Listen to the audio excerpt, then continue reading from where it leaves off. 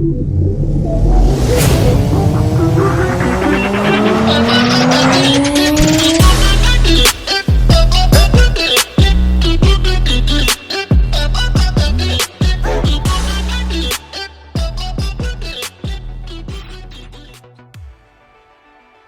guys, today I've got a couple of really early, very vintage classic Mardaves to show you. These were officially on the FPS chassis, which I think stands for flat pan sheet, and these were the very first flat chassis cars Mardave made, coming away from what I believe was called the channel chassis or the folded chassis, which was only on their very first early cars, which would have been the Matrasimca, the Alfa Romeo, and I believe the Lotus 72 as well, also started out on one of the very early folded chassis. So these ones, they came along, the Lotus I believe from about 1972 or 73, and then the Lola slightly later in, I believe, about 74.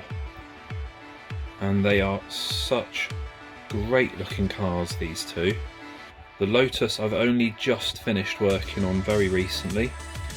Picked this one up in a completely different colour, very used, and that's still very evident on it because I like to try and keep them as original as possible.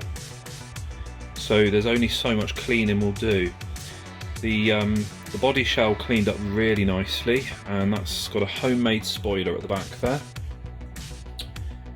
And the way the spoiler is fitted, using the rods and the swing keepers to hold it in place, is actually the original instruction of how to do that. That, I believe, only featured on the 72 and the Matrasimca, the very first car they made. The chassis underneath is quite untidy. There was a temptation to see about having a new one cut, but then that's not the original chassis, so I'm going to keep it as it is. I'm hoping to find a suitable period engine for it and a fuel tank just to fill in that back space there, because it does look a little bit empty. Otherwise, I absolutely love the look of the car. I've used the original JPS theme, which I understand they released this car in, and had a great company make up some custom decals for it, who were over at Ice Ding Dong, and with the measurements I sent them and the colours and stuff, they've done a great job. The Lola, that's one I've owned now for probably about 5 years. Again, it came used, but it hadn't had much use, so other than a lot of dust and dirt, cleaned up really nicely. Had a really nice spray job on it, and then the chassis came up really well on this one too. There wasn't any sort of extra holes or anything on there, and I'll take the body off that one in a moment and have a look. And then obviously I think these will also really be regarded as the Mark III chassis, because the chassis itself, the chassis plate, is identical to the Mark IV, and I'll show you the differences when we take a look. But they're really rare. The Lotus especially, I really don't think many of these were made. I found very little on them, very few cars around. I've never seen a box for the Lotus.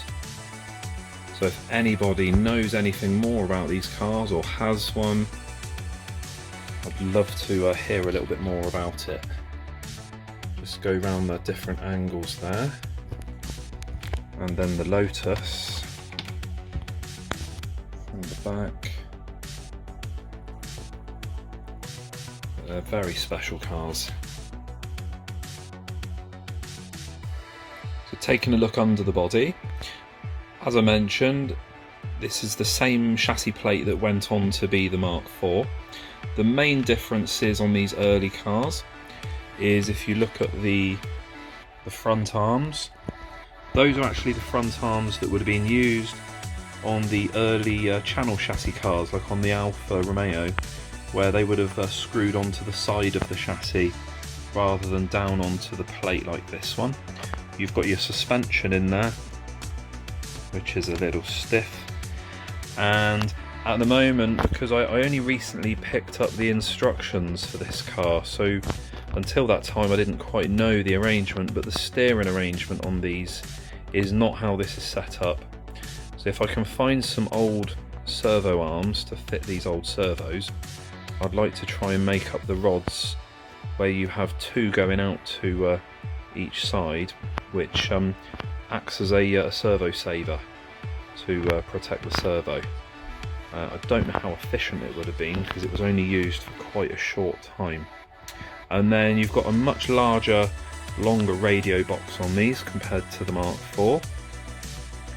Exactly the same arrangement with the fuel tank being held in place with elastic bands on the back of the tank just there.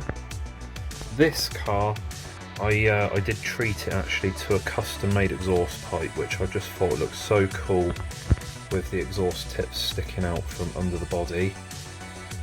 As I mentioned with the Lola, if you look at things like the rear wheels there, you can see that the car actually had very little use because the teeth were in quite good condition.